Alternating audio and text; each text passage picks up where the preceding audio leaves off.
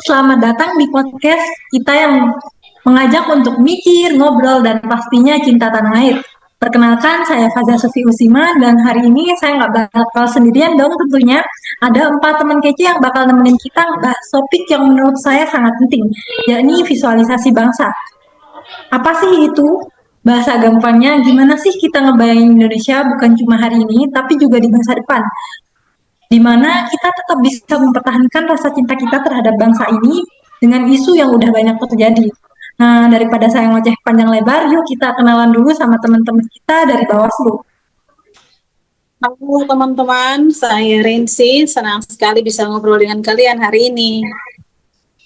Halo teman-teman, saya Anggi. Semoga diskusi kita hari ini bermanfaat ya. Ya teman-teman, perkenalkan saya Teguh. Semoga topik pembahasan kita kali ini bisa membuat kita semakin semangat. Halo teman-teman semua, perkenalkan nama saya Cindy.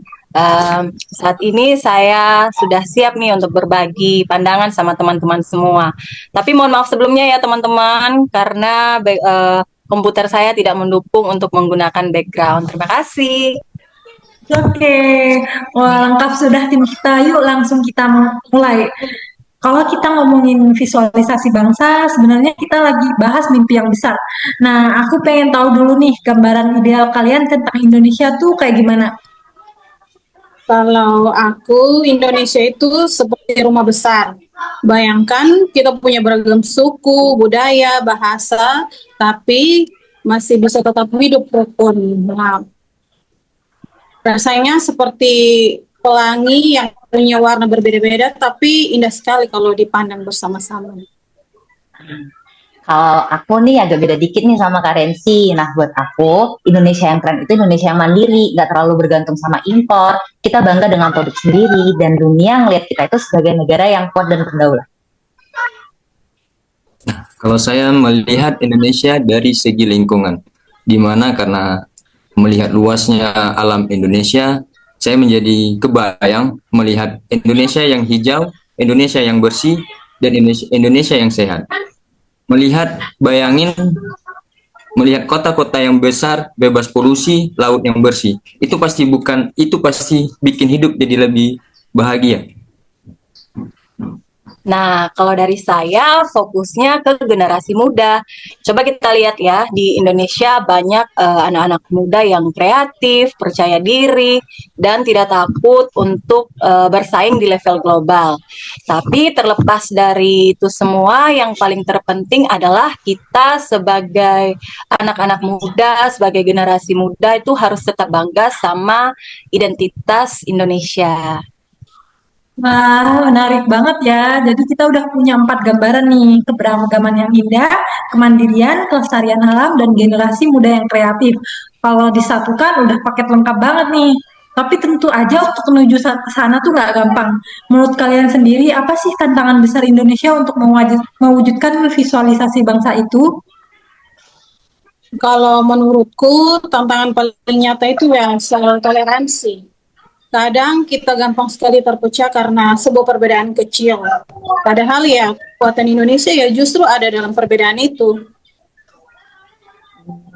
Kalau aku lihatnya dari bidang ekonomi sih Kak, kita sering masih kalah bersaing. Produk lokal kadang kurang diapresiasi, padahal kualitasnya nggak kalah.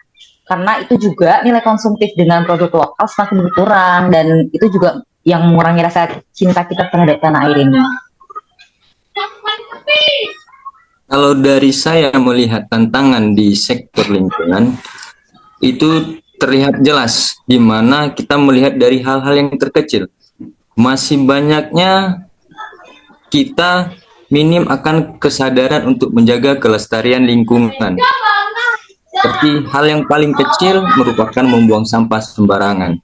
Ini akan berdampak merusak lingkungan dan akan membuat nilai-nilai bela negara menjadi berkurang, di mana kesadaran akan menjaga lingkungan juga bagi masyarakat. Itu menjadi sebuah tantangan yang besar untuk ke depannya. Oke, nah kalau dari pandangan saya, anak muda itu juga punya tantangannya tersendiri. Misalnya rasa minder, rasa malu. Terus kan kita lihat nih banyak anak-anak muda yang masih merasa kalau tidak memakai atau menggunakan produk luar negeri itu kayak rasanya kayak tidak keren gitu. Padahal justru kita itu sebagai anak-anak muda harus percaya diri sama karya kita sendiri gitu, sama produk lokal, karena kepercayaan diri dalam penggunaan produk dalam negeri itu akan mendorong perekonomian lokal, membuka lapangan pekerjaan, dan bahkan mampu bersaing di pasar internasional. Setuju banget nih. Jadi kalau kita rangkum, tantangan kita ada di menjaga persatuan, kemandirian ekonomi, kepedulian lingkungan, dan kepercayaan diri pada generasi muda. Ngomong-ngomong soal generasi muda, kita kan semua masih di usia produktif ya. Menurut kalian, apa sih hal-hal kecil yang bisa kita lakukan mulai sekarang untuk membantu mewujudkan Indonesia yang kita bayangin tadi? Satu hal teman-teman, diri kita sendiri, mengingat kita adalah CPNS bawah, kita juga berperan dalam melakukan pengawasan pemilu dan pemilihan seperti dalam pemutakhiran data pemilih berkelanjutan. Nah, kita di Bawaslu berusaha memastikan bahwa tidak ada nama ganda, pemilik fiktif, atau warga yang sudah meninggal tapi masih tercatat. Kadang juga ada pemilih pemula yang belum masuk daftar. Nah, itu kita harus memperjuangkan hak konstitusionalnya agar hilang. Nah, dengan kontribusi kecil ini, kita juga sudah ikut menjaga ke depan teman-teman. Karena pemimpin yang lahir dari proses demokrasi yang bersih akan membawa Indonesia ke arah yang lebih baik. Jadi, setiap kecil kita di sini adalah bentuk cinta air kita. Seperti itu, teman-teman.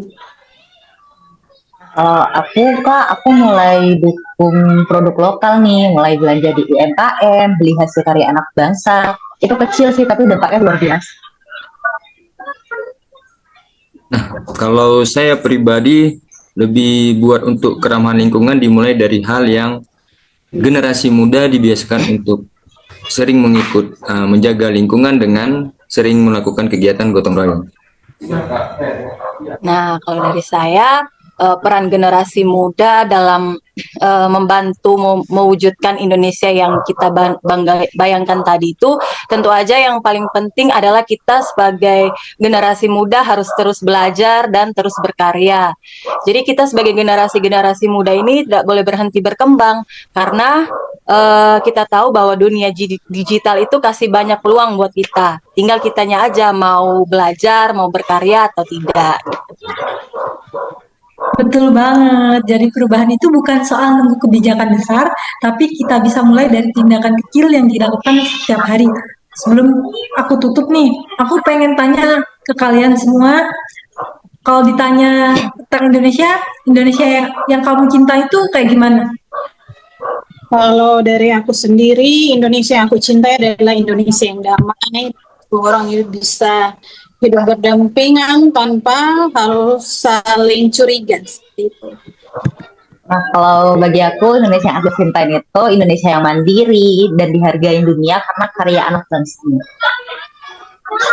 Nah, kalau dari saya pribadi, Indonesia yang asri adalah Indonesia yang alamnya terjaga. Kalau dari saya, cinta Indonesia itu artinya mewujudkan Indonesia yang percaya diri, kreatif, dan bangga dengan jati dirinya sendiri. Indah banget ya kalau semua pendengar juga ikut memvisualisasikan Indonesia seperti itu. Saya yakin bangsa kita akan semakin kuat. Wah, Sobat Suara Nusantara, obrolan kita hari ini benar-benar semangat dari mimpi besar sampai tindakan kecil. Semua punya peran untuk mewujudkan visualisasi bangsa yang kita inginkan. Kita belajar bahwa cinta tanah air itu bukan sekedar slogan, tapi tindakan nyata menjaga persatuan, mendukung produk lokal, peduli lingkungan, dan terus mengembangkan diri. Bangsa ini besar kalau kita bersatu. Kuat kalau kita percaya diri dengan karya sendiri. Indah kalau kita menjaga alamnya. Dan maju kalau generasi mudanya terus berinovasi. Terima kasih sudah mendengarkan podcast ini. Saya Faza Sufi Kusima, pamit bersama teman-teman yang lain. Sampai jumpa di episode berikutnya. Sampai jumpa. Dadah. Juga